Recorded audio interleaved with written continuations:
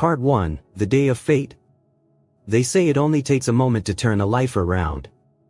For James Hewitt, that moment came one April afternoon while he was on patrol duty at the Westside supermarket. It was a routine overtime job he took to make up for his meager local police salary. Yet that day would prove to be a defining moment not just for his 14-year career, but for the entire Millfield community. James is a 38-year-old Metropolitan Police officer, 6 feet 3 inches, broad-shouldered, with military-cut blonde hair and green eyes that narrowed when he was nervous. He had been a respected member of the Millfield Police Department for more than a decade, with a largely spotless record. A few complaints of rudeness and a few allegations of excessive force had been quietly dismissed, buried in layers of paperwork. On the surface, James is a model officer, always on time, careful in his duties, and rarely in serious trouble. He has a beautiful wife, Lisa, and 2 young daughters. They live in a modest house in a predominantly white suburb. On weekends, he spends his time fishing with his high school friends or hosting BBQs with his fellow police officers. But beneath that perfect exterior are cracks that James tries to hide. A deep-seated fear that the world is changing too quickly around him. A need to protect what he sees as the proper order of things. And most importantly, a deep insecurity that turns to bitterness after the recession, when he watches new black neighbors move into his area and receive what he sees as preferential treatment. They're given opportunities that people like us never have, he would tell Lisa over dinner. And they still whine. If only they worked as hard as we do. Lisa usually nodded, though in recent years she had grown less sympathetic to her husband's complaints. There was something increasingly extreme about his tone that worried her. That fateful day had started like any other. James woke up at 5 a.m., worked out, then drank coffee while watching the news headlines on the kitchen TV. A news program was discussing the latest police-involved shooting in a city hundreds of miles away. James shook his head. "These people don't understand what police officers face," he muttered. "Put them in our shoes." He kissed Lisa and the girls goodbye and drove to the police station for his morning shift. At noon, he arrived at the Westside supermarket to start his overtime shift as a security guard. The store straddles the border between a white, middle-class neighborhood and a growing, more diverse neighborhood that is home to many African American, Latino, and Asian families. At around 2 p.m., he received a call over the radio about a minor shoplifting incident in the home goods section. When he arrived, security guards had already apprehended the suspect, a black teenager who was trying to steal a pair of headphones. James handled the situation with his usual firmness, ordering the boy to his knees while he handcuffed him. "You kids think you can get away with anything you want," he said, loud enough for nearby shoppers to hear. As James led the teen away, he noticed a black woman standing near the register, surveying the situation with a look of displeasure on her face. She was dressed in civilian clothes, but something about her posture, back straight, shoulders square, head held high, reminded him of the military. In fact, it was Lieutenant Colonel Amara Washington, 42, an Army officer with 20 years of experience and 2 combat tours. She had just moved to Millfield to take up a command post at a nearby military base, and that day she was shopping for some items for her new apartment. After witnessing the way James had treated the teenager, Amara decided to intervene. She approached James as he was preparing to escort the teenager out. "Excuse me, officer," she said, her voice calm but authoritative. "I think this boy deserves to be treated with basic respect, regardless of his faults." James paused, turned, and looked Amara up and down. "I'm doing my job, ma'am. I suggest you continue shopping and let me handle it." Amara was unfazed. "I understand you're doing your job, but the way you spoke to him was unnecessary and unprofessional. I'm just asking you to treat him with due respect." Anger flared in James. Who did she think she was, telling him how to do his job? And then, something inside him exploded, all the accumulated resentment, the fear of his social status being threatened, the sense that his power was being challenged. "Listen," he growled, pushing the teen aside and advancing on Amara. "I don't need your advice on how to do my job. You should go back and mind your own business before you get yourself into trouble." The tension in the air grew. Shoppers around began to stop and watch.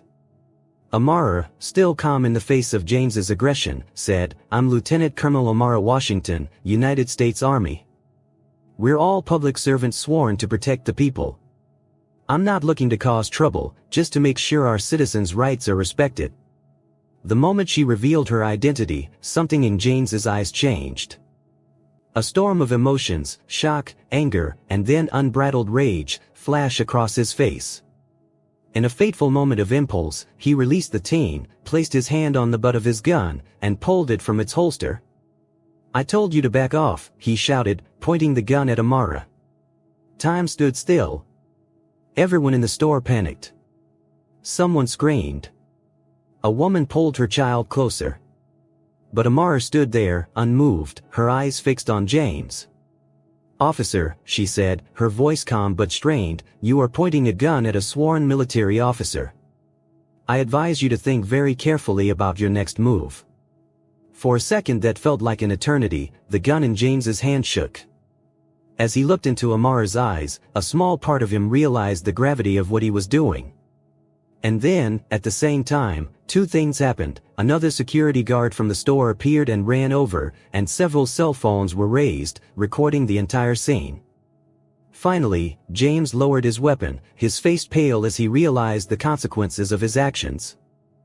In just a few short seconds, he had put his entire life on the line. Video footage of the incident went viral online within an hour. By evening, it was on national news. "Police point gun at Black Army Lieutenant Colonel at local supermarket," the headlines blared. Within 24 hours, James Hewitt had gone from an obscure small-town officer to a symbol of police brutality and racism across the country. Part 2, the days after. The next morning, James sat in his living room, scrolling through his phone in disbelief. Social media was abuzz with angry comments. Threatening emails had begun to flood into his inbox. Social justice advocates were calling for his arrest. Others were sharing his personal information online. How did this happen? He whispered, half to himself, half to Lisa, who sat across from him, her face tense and tired from a sleepless night. "You held an unarmed woman at gunpoint in a crowded supermarket, James," Lisa said, her voice shaking. "Not just any woman, but a high-ranking military officer. How could you think that was okay?" James shook his head. "You don't understand. She interfered with my work. I felt threatened." "Threatened? By an unarmed woman talking to you?" Lisa stood up, unable to contain her frustration. "This isn't the person I married, James. Or maybe it was you, and I didn't see it."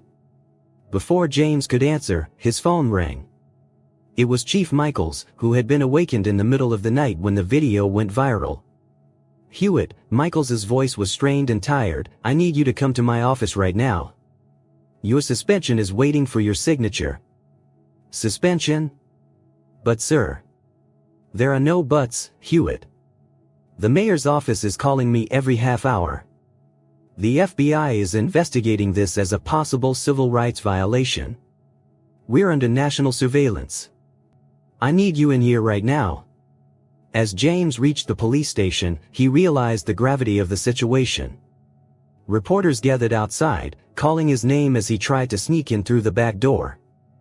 Inside, his colleagues avoided eye contact or gave him confused looks. Even his closest friends on the force kept their distance. In the office of Chief Michaels, a middle-aged man with gray hair and a face withered by 30 years of police work, James felt like a boy being called into the principal's office. "Sit down," Michaels ordered, gesturing to the chair in front of his desk. "Do you know how many calls I've had since last night? The mayor, the police commissioner, civil rights groups, the Pentagon, yes, Hewitt, the Pentagon. Lieutenant Colonel Washington is a highly decorated officer, and the military is not happy that one of their top officers is being held at gunpoint simply because she dared to speak out about the treatment of a teenager." James felt like he was sinking. "Sir, I only respond to what I perceive as a threat.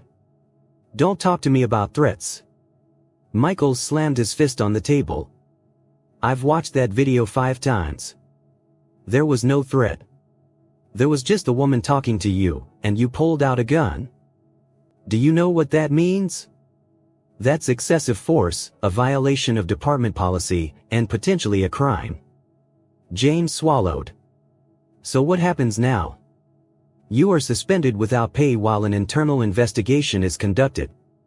The district attorney will also decide whether to file criminal charges against you. You will now surrender your badge and weapon. In a moment, the feeling James had been trying to avoid began to wash over him, powerlessness. A man who had spent more than a decade building an identity around his badge and the power it conferred had been stripped away in less than 24 hours. Meanwhile, a few miles away on a military base, Lieutenant Colonel Amara Washington was facing her own pressures. As one of the few women of color to reach her rank in the military, she had learned to balance standing up for what was right and avoiding becoming the angry black woman many were quick to label her as. I did what any military officer would do, she told Colonel Reynolds, her immediate superior, as they discussed the incident. I saw a situation that was inconsistent with the values we are sworn to protect, and I spoke up. Colonel Reynolds, a white man in his 50s, nodded. No one here questions your actions, Washington. The Pentagon is monitoring this, and they want to make sure you have full support. But I have to warn you, this is going to get complicated. You're going to be thrust into the spotlight, and not all of it will be positive. Amara knew that. Growing up in a military family, her father was a sergeant in the Marines and her grandfather fought in World War II. She had been taught that wearing the uniform meant standing up for what was right, regardless of the personal consequences. I'm ready for anything, she said, with the determination that had seen her overcome countless obstacles throughout her career. Hours later, while she was fixing dinner in her new apartment, she received a call from her mother in Atlanta. Are you okay, Amara? Margaret Washington asked, her voice worried. We just saw you on the news. Why did you get involved in this? Amara smiled sadly.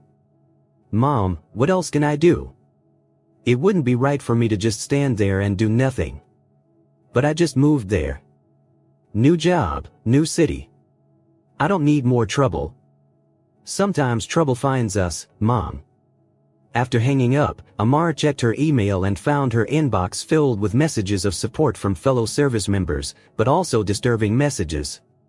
Some called her a provocateur, painting racist situations where none existed. Others were explicit in their threats, promising to teach her a lesson if she continued to cause trouble. Despite her concerns for her own safety, Amara knew she couldn't back down. The incident was no longer about her or James Hewitt. It had become emblematic of a larger struggle taking place across the country. Meanwhile, James' daughters, Emma, 12, and Sophie, 8, were struggling to understand why their father had become the focus of such negative attention. Dad's not a bad person, Emma told her mother when she got home from school, where classmates had asked her about the viral video. Why are people saying bad things about Dad? Lisa hugged her daughter, unsure how to respond. How could she explain that a man could be a loving father and yet harbor such deep-seated prejudices that they led him to act in a dangerous and unjustifiable way? Sometimes grown-ups make mistakes, dear, she said finally. And your father made a very serious mistake. Part 3, The Cracks Deepen. Within a week of the incident, James Hewitt's life had changed beyond recognition. Suspended without pay, he spent most of his time indoors, scrolling through news sites and social media posts about himself. In just a few days, he had watched himself transform from a man into an icon, a symbol of what many called the worst in law enforcement. His phone rang with a call from his childhood friend, Mike Donovan, who was also a police officer in a nearby city. Hey, old man, Mike said, his voice low and calm. I guess you're going through hell. James sighed. You can't imagine, Mike. Everything I built, all those years, and now, in 30 seconds, I'm the bad guy in the eyes of the entire country.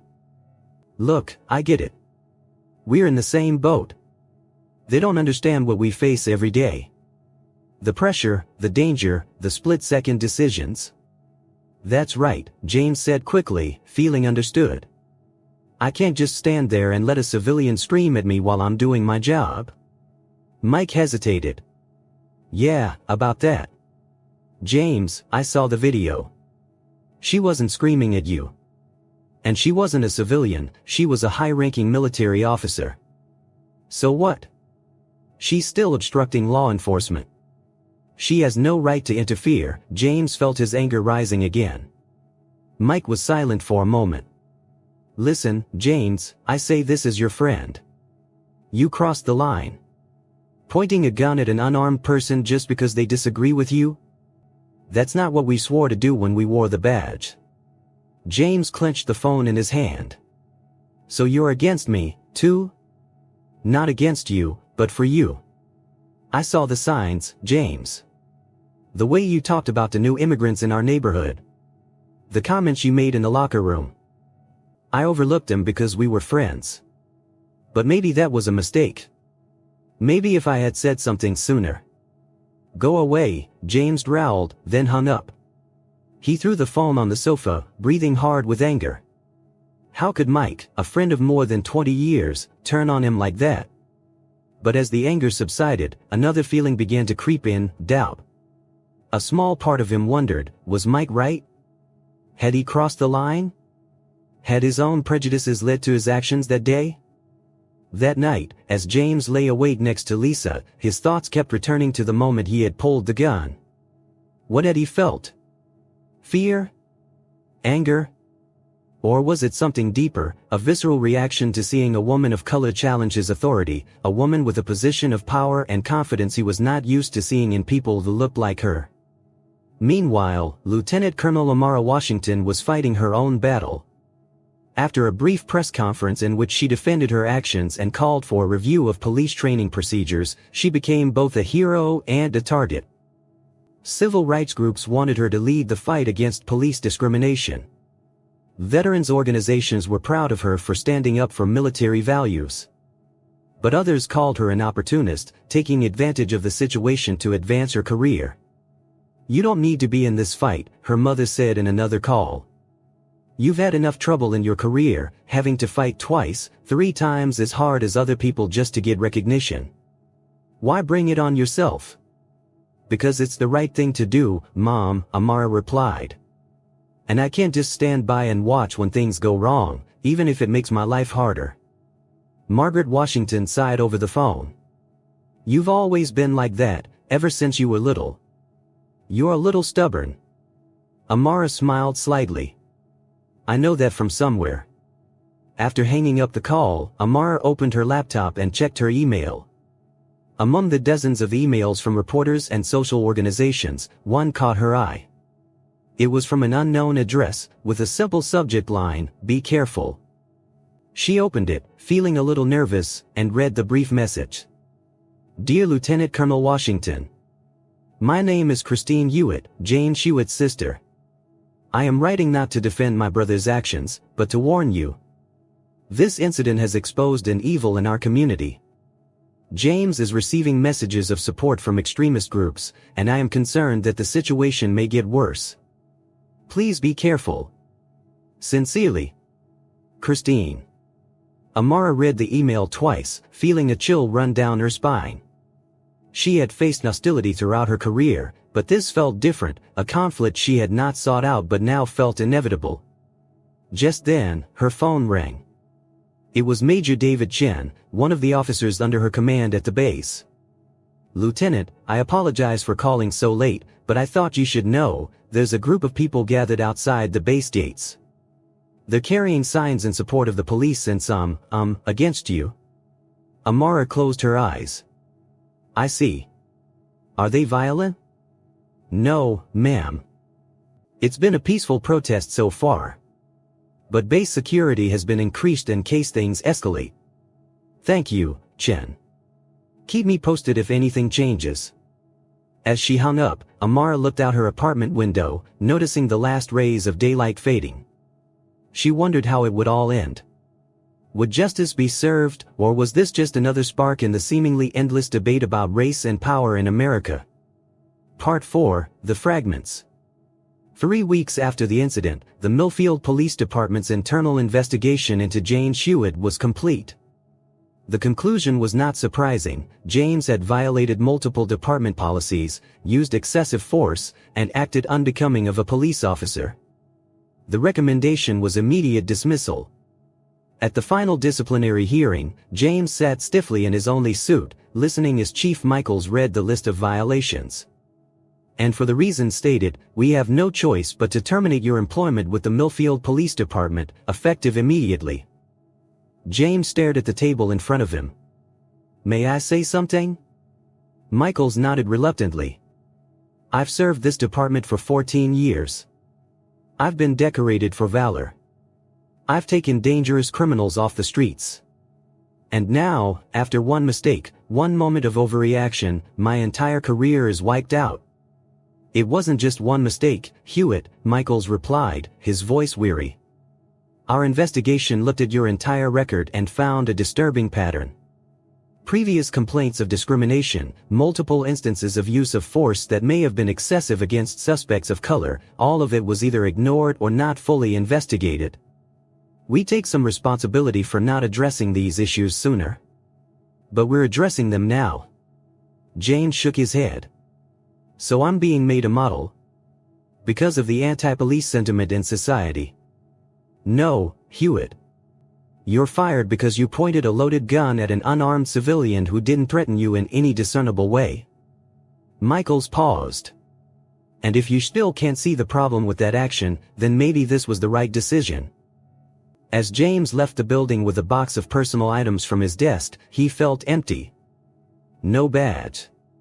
No gun. No identity that he had called his own his entire adult life. That night, James sat alone in his garage, drinking his sixth beer and staring at the wall where the photos and medals from his service hung. Lisa had taken the kids to visit their grandmother for a few days, saying they all needed space to think. James knew what that meant. She was wondering if their marriage could weather this storm. His phone rang, an unfamiliar number. Normally he would have let it go to voicemail, but tonight he felt lonely enough to pick up. Hello? Hewitt? This is Raymond Parker. The voice on the phone sounded familiar, but James couldn't immediately place it. Who am I? Ray Parker. I run a private security group upstate. You and I met a few years ago at a law enforcement conference. James tried to remember, but the beer was clouding his memory. Okay. What can I do for you? Actually, I think I can help you. I've been following your case. What they did to you was a disgrace. A good officer thrown away to appease a political mob. James felt a glimmer of hope. Yes, exactly. I'm calling to offer you a job. My company provides security services to high-end residential complexes, private businesses, and has some government contracts. We need people like you, people who understand the realities of protecting the public. I don't know what to say, James stammered, taken aback by the sudden offer. Don't jump to conclusions right now. But I want you to know that there are people who understand your worth. Not all of us are caught up in that woke crowd. After the call ended, James felt a strange feeling. Part of him was grateful for the opportunity, but another part was worried about the way Parker spoke, about what his company might actually stand for. But maybe this was all he deserved right now, people willing to accept him for the very reasons others had rejected him. Meanwhile, Lieutenant Colonel Washington was coming to her own decision. After meeting with senior military commanders and lawyers from the Army's Office of Legal Counsel, she had a choice. She could remain silent, let the incident die down, and continue her military career without causing further drama, or she could continue speaking out and become a voice in the debate about police reform and racial justice. I didn't join the military to be an activist, she told Colonel Reynolds as they walked through the base. I joined to serve my country. And sometimes, service can take many forms, he replied. I can't tell you what to do, Washington. But I can tell you that you're in a unique position to make a difference. Not many people have your experience and your credibility. Amara looked out over the barracks, where young soldiers, white, black, Latino, Asian, went about their daily duties. I've seen how the military has changed over time, not perfectly, but progressively. Maybe I can help our law enforcement agencies follow the same path. Whatever you decide, you have my support, Reynolds said, his voice sincere. That evening, Amara wrote a lengthy blog post, recounting her experience at the supermarket and placing it in the larger context of her story. Being part of a military family that has served a country that sometimes doesn't treat them equally, and her unwavering belief in American ideals even as we still struggle to achieve them. When she hit post, she knew she had made her choice. Not to be an icon or an activist, but simply to be herself, a woman sworn to defend the Constitution against all enemies, foreign and domestic. Part 5, Confrontation. 2 months after the supermarket incident, James Hewitt was sitting in his truck, watching the entrance to a luxury apartment complex that Raymond Parker's company protected. His new uniform, a black shirt ironed with the Parker Security Services logo and a pair of khakis, felt foreign after years of wearing a police uniform. The gun on his hip was lighter, too, a civilian Glock instead of a service pistol. The job wasn't bad, the pay was better than police worked, the hours were more predictable, and his co-workers were mostly ex-military or ex-police. But it was missing something, a sense of purpose that he'd once had. His phone buzzed with a text from Lisa. "We need to talk about selling the house. Divorce papers are due next week." James closed his eyes, feeling the familiar rush of anger and despair. His marriage had not weathered the storm. Lisa had tried, had offered counseling, had pleaded with him to reconsider some of his views, but he was too angry, too bitter, to listen. And now, she had made her decision. Beside him in the passenger seat was a copy of the local newspaper with the headline "Lieutenant Washington appointed to Police Oversight Board." The article reported that Amara Washington had been invited to join a special group created by the mayor to review the policies and procedures of the Millfield Police Department. James had never contacted Amara since the incident. No apology, no attempt to understand. In his mind, she was still the one who had ruined his life, not his own actions. Suddenly, his radio crackled to life. "All units, we have a report of a suspicious man at the south entrance. Possibly a homeless person trespassing. Closest units, please respond."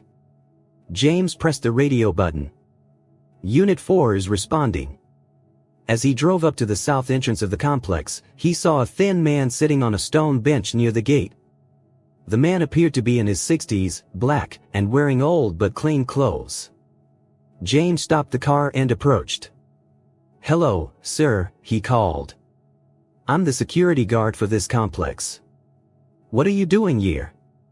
The man stood up, a little unsteadily. "I'm waiting for my daughter," he said.